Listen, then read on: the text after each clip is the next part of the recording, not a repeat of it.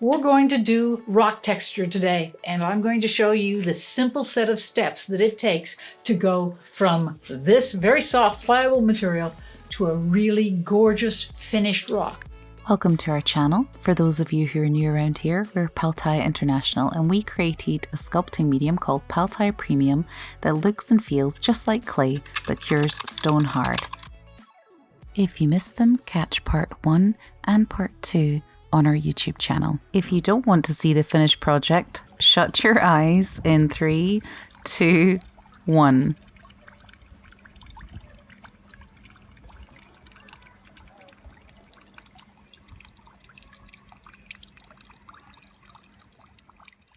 And you can open your eyes now. Now, this rock is meant to look like a miniature landscape. It's meant to look like distant mountains. So there's a certain amount of natural surface chatter that has to be occurring. And I'll show you how to get that at this scale. This is sitting at about 1/300th scale. So this is truly a mountain. How we begin. Nice, beautiful, soft clay that has been chilled with cold water because we want the greatest amount of working time.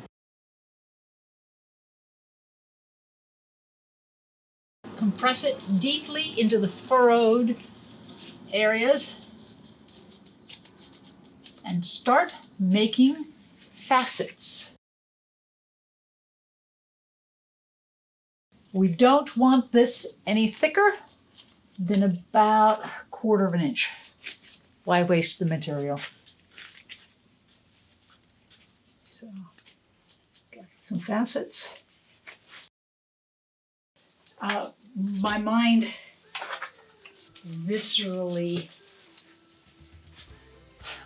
just in the presence, it's like listening to music. Music causes you to feel a certain way. Well, in the presence of these materials, I need to feel a certain way. The rocks have to have an underlying melody to them. There is music going on. And if you listen to the right kind of music to the stuff that you're sculpting, it will be a better sculpture. So I don't sculpt to jazz. This is not the melody of jazz. It doesn't have the right notes and sound and feeling. So you have to be aware of your music. And trying to describe the kind of music behind it. And it's a sort of It's almost more of a show tune?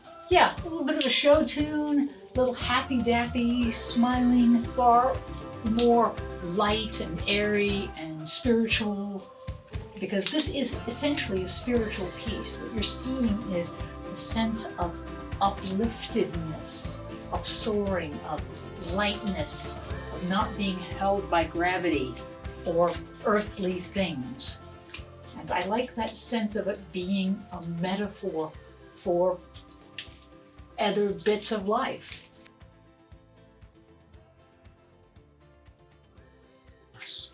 So I'm going to just isolate one area, sculpt to it well, and then move on from there. I'm not, I could load up more than this, but it's not necessary. As my fingers are doing this, I am intentionally leaving these deep thumb shapes. This is massing. This is creating the large overarching volumes that are going to define the piece.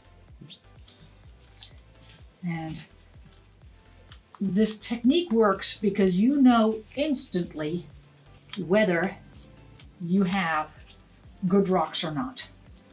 Yep. When you see this rock, it looks like it's really complex. It isn't. There are 3 major planes. This plane, that plane, and that one. That's what I call a spine. That's a spine. Everything is based on establishing these planes first. And they come to tight points like that. They're rarely cuboid. They rarely look like sugar cubes. And those points are swept up to. So you want to be able to pinch up, which means that and that is a concave surface, which is why you use a fork, because that's going to get us that shape.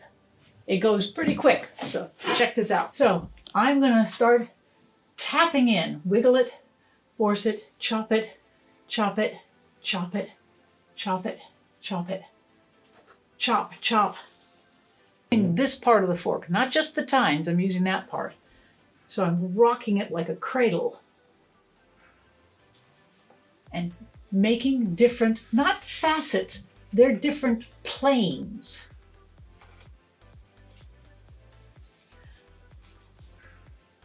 Always shifting the direction of the rake.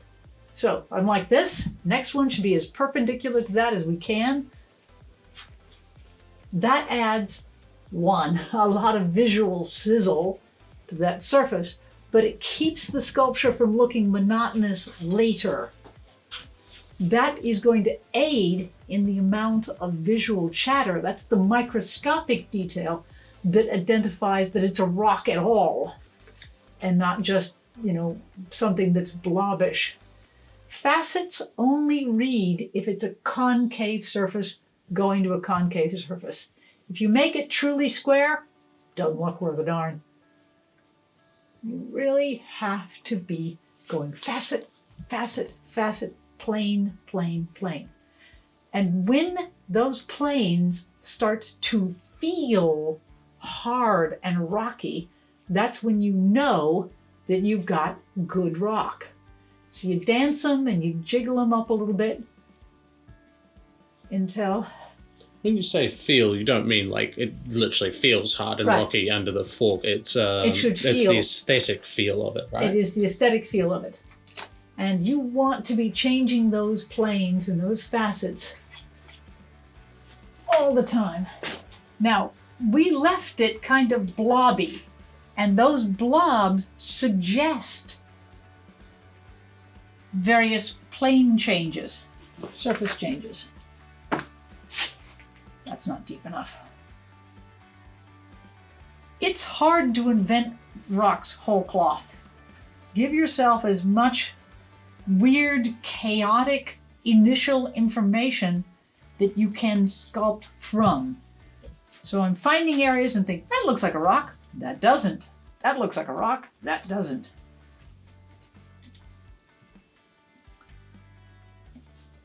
Now this fork can't do super tiny detail. I am establishing the big major planes and facets. I knew a fellow who did rock texture for a living, traveled the world, loved his job, worked for all the big theme parks and companies, and he said they're not facets, they're planes. He was very, very fussy about that definition. Could you say he was a rock star? Yeah. Now, as we facet, you can see this, it's starting to neaten up. Some things are closing in, other things are popping up. Touchdown. Whack. Did you hit the... we call that armaturitis. When you hit your core. You can hear it. Yeah. I shouldn't hear that there. There. Now I'm going to go through. As long as you could keep that concaveness, any shaping is going to feel like a rock. And what's powerful about this technique is if your underlying form, in this case a mountain, looks like anything, such as a face, whatever you sculpt on top of it will follow that underlying idea. So I could sculpt a face that looked like a vast, distant mountain range and have no trouble at all in doing it. Nice. We might do that. I'll put a face into it somewhere. We'll make it so that it's a face. Okay, so this is starting to feel like a rock. The planes are sharp, they're crisp, and I'm going to go through and make sure that all the transitions are clear. Here it's a little obscure. I mean, that is an obvious transition. This plane goes to that one. What the heck's happening up here? I can't tell. And you don't do that. Here's a marvelous example of what we're going to go for. We're going to draw lines, essentially fracture points. When rocks cool, they break. Now you'll see that this edge of a plane here, that is following alongside it. Then you'll see these two kind of follow this plane down here. And they go at all sorts of angles. So you see this plane here, there's little micro fractures that go along that. Any direction that there was a plane, such as here, there's probably another one that matches it. But they're going every which way, and it looks really confusing. We're going to put in the big major fracture points where the rock would have broken when it was cooling. We do that is, I know that's a plane right there. I can see it clear as day. Now I'm going to draw a line through this and fracture that line like that. There's another plane. I'm going to draw another one right next to it, just crackling along that edge. Crackling along that edge. There's another plane. It's going this way. I'm going to crackle. Now look how I'm rotating my tool with my fingers, and I'm holding pretty far back from the tip. I'll show you what I don't want, okay? Don't do that. That's just, no, that's bad. That's really bad. What you want is to crackle through, roll as a chattery effect, and then disappear, and then pick up another area softly, have it chatter, and not run it parallel. There should be subtle X's. Don't do that. That's not the X we want. We want X's that are this chattery soft line, and then another chattery soft line hits it obliquely. So the X's are all elongated. Then you just run something right perpendicular right through it. And that's what we're going to do over the surface. These small chattery little lines that start and stop. This way, chattery little line, start, stop. It takes a nervous little hand. As I go through, I'm tapping down some of those forked planes. Chattery, chattery, like that. And you're going to put in literally thousands of these lines. You can see how I'm dragging the tool. My fingers are as far away from that as possible. Now, what's happening here is aging. We are causing the sculpture to age before our very eyes. So water drops here and it floats down through the cracks and drizzles till it falls off the sculpture somewhere else. As long as that naturally falls where water would roll down and age the rock, then your interpretation of rock has honesty to it. So I'm going to roll up here, chatter through there. I'm going to chatter up through there, and it would flow here. And it's every once in a while when I see a good face that I like, I just quickly smash down those facets. Not all of them. Don't crush out that. See, you see rakes here? Well, I'm going to knock out some of them, but not all of them. And as I do this, little tiny micro faces are starting to show up really effortlessly between the chattery long lines. And you're bringing the sculpture up really slowly as you pick out these little tiny facets between the chatters. And it starts looking like rock fast. Doing an area like this, I can usually finish it in about 40 minutes. It'll slow down near the end as we try to make the surface look really pretty.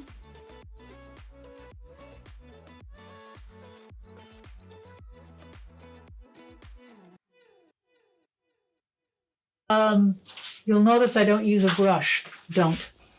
This material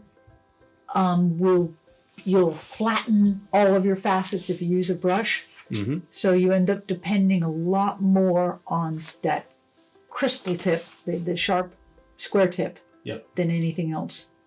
Now, I like this because if I was doing this in concrete, this thing would have to be 2 inches thick. Yeah. As it is, this is less than half an inch thick. And that means it'll weigh less. Still going to be heavy. Don't get me wrong. He's going to be a beast. This is going to be a 2-person lift by the time we're done. Now, because premium is so fibrous, it tends to pillow. Mm-hmm. And the following day, tomorrow, we'll go back through and chip off some of the edges when it's gotten a lot firmer. Oh yeah, that already looks way better. Yeah. So there will be a tendency to do these 2 X's this way. Yeah. Draw this way and that way. And honestly, rocks, some are just right perpendicular through it like this. Everything else, just everything else, because they would form that way. Yeah, they sort of fracture in the most... They just fracture in every direction. Every direction. This kind of rock does. Well, most rocks do, but sandstone, it's a little harder to see. Mm-hmm. Or like the true Hannan bows, the kind of fractionaling that's going on in that is very wood grain-like. Yeah. In that its directional component is very codified. It's very rigid. Yep. I'm almost there, and I want to go through as few steps as I can to get to that end. Yep. You can fight it. I mean, you can struggle and make this and take a long time getting to that. But it's the wild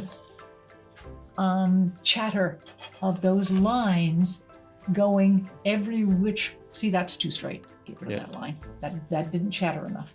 That's a chattery line. Yeah. Because when you get a really straight line, God, you can see it. It just shows as a slash across the piece that's so man-made. You have to get rid of that as quickly as you can.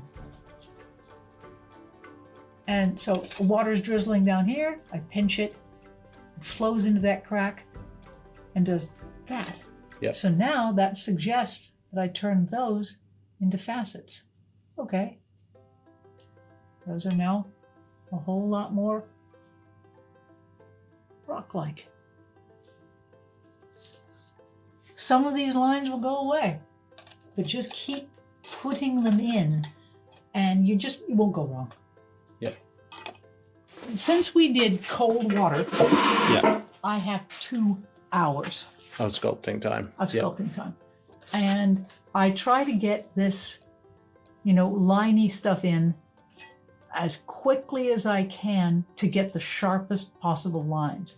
Mm-hmm. When this stuff stiffens up, it starts to pillow, which means it doesn't allow me sharp edges. Do you bleed the lines you're doing now into the existing lines? I can or not. I was thinking just here there's a line that disappears under the fresh Pal Tiya. Yep. And I can literally, if a line seems to abruptly stop on a ledge like that, feed them through. Yeah. Absolutely feed them through. Also, slipping through and getting tighter and tighter, which those little tiny facets that as I get rid of a rake, I can see a facet belongs there.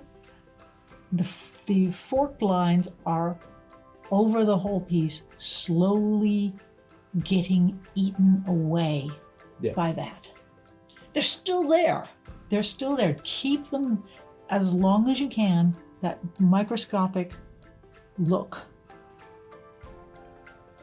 The longer you keep it, the surface is so vibrant right now. It's a little sloppy, and I'm having to tap away some of that sloppiness and blurriness. But as I do that, it just gets better and better and better. Once the raked is in, it should look and feel like a rock. Mm-hmm. The moment it stops having that feeling of a rock, you're going down the wrong path. If an area says, oh, that looks like flesh, wrong, go back, put a facet or put a spine in it. So let's say this area starts looking fleshy. The best way to handle it is either pop in a spine and pinch up high to it. That will usually get rid of a sense of fleshiness. Yep. And then do a shattered line through that, and that should get rid of anything that isn't rock-ish. Using this side of a tool, occasionally if you have an area that's giving you problems, that is not cuboid enough, that point, you can go in and you can literally chop in facets like that.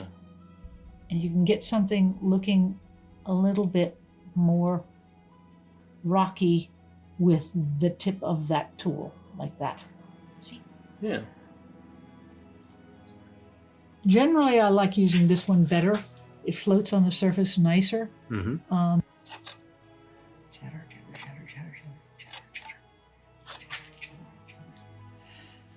Okay, this area would have captured a lot of water, which means the chattery lines here would be deeper. Because they've been eroded out by the water? Yeah, they'd be eroded out by water. So the tops of stones will get deeper lines in it, and then they'll fade as they go out. Some might lead to, like, there's a drizzle, it'll go all the way down like that. So this is uniform shatter through here, right? Well, that's not interesting. Now we got to punch up some of these lines. So we're going to say this water is floating down here, and it's going to make a giant crackly line like that. Now, it will never do that by itself. There's always going to be one right next to it that's almost as thick. And remember, they should fit like those X's that hit each other obliquely. There. That's a little bit more interesting. So we're going to pop up and pierce a couple of, like here, I need a far more interesting line. Yeah. So let's crackle that one here and just really shred that across the top. Shred that there. And our line here, so this line shreds through here. Well, it comes up here, shreds along there. Yeah. Not all the lines are presently at a single depth. They're a very pale, low line. We need lines, the rule, small, medium, large, massive, tiny. Yeah. You need long lines, medium length lines, and tiny lines. And then you need massive, craggly ones and itty tiny ones. Yep, I'm liking it. Oh, yes. Oh, look at how that last building comes around into focus. Oh, yes. This is exactly what I was hoping for.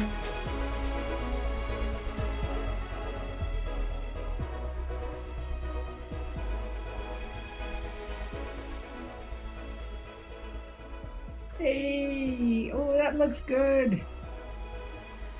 Just come around and show the absolute gorgeous rockery that's happening here. So one day I'll actually wash my hair when I come over and take some good photos of Beaton.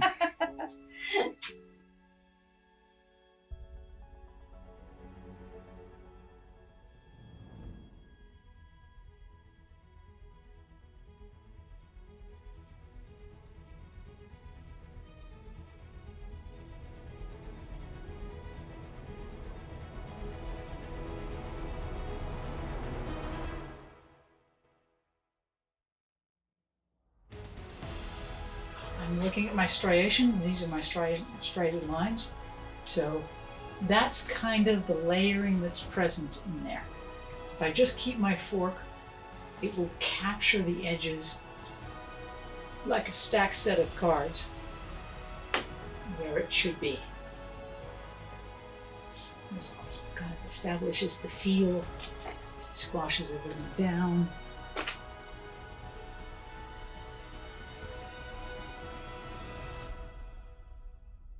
I want it to be gnarly and giving me lots of hints of what I should do. And then I select the hints that work for me. So it's a conversation. here. Maybe a little bit more dramatic. Yeah, move that back. Always keep a little bit on hand. So if you have to shift, like I'm shifting the angle of this. So it was like this, now I'm shifting it deeper. Yeah, it's lining up. So pretty soon, you can see how the light is capturing it, and it's obeying the rules, as it were. Mm-hmm. Again, we're keeping it as loose as possible. Get on this side. Chatter, chatter, chatter. Keep the deep areas. I want those crevices to be dramatic, harrowing almost. The piercing, because I want them to be popped up and pushed back. And there should be a sense of sizzling, movement, contrast, juxtaposition. That's actually looking pretty nice. This will give you a concave surface. Now what a concave surface does is it makes your edges sharper. This will tend to make it look like rock because it kind of cubifies it. It makes sure that any edge that you see forming is brittle and harsh.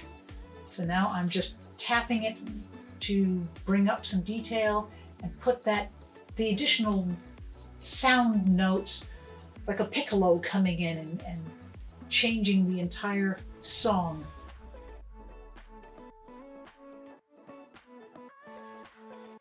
Because it's starting to stiffen up?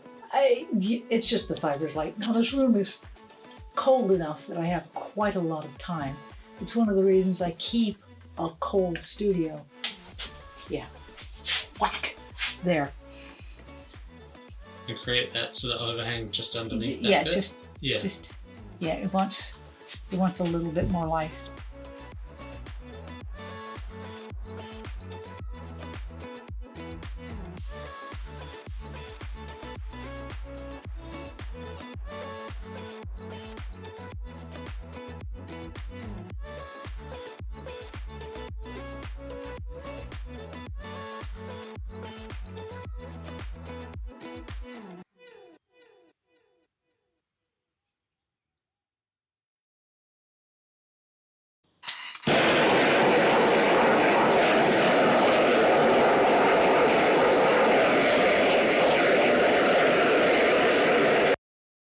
But you can see how it highlights in these whites. That's what the paint job is going to do. Yep. So when this is painted, it's going to be so much more real than it is now. Hope you join us next time where we are cleaning out the inside of the sculpture, mounting it, and doing the pool base. Don't forget to become a Pal Tiya Insider and get access to bonus content offers and more.